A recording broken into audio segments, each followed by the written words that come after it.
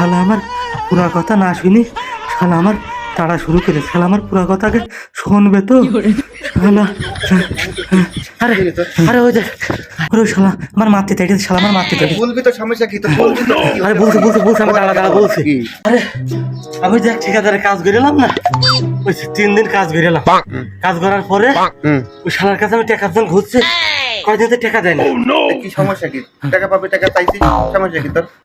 শালার বাড়ি ঘুরে ঘুরে শালা তো আমার টাকা দেয় না, আমি টাকা চাই টাকা আদায় না করতে পারি শালার আমি রাগে একটা কথা কইছি।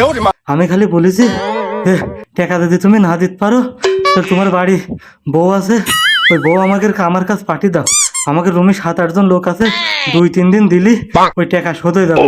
মানে রাইন্দে বাইরে 2-3 দিন দিলি টাকা শোধ হয়ে যাবে না, আমি এই কথা বলতে চাইছি।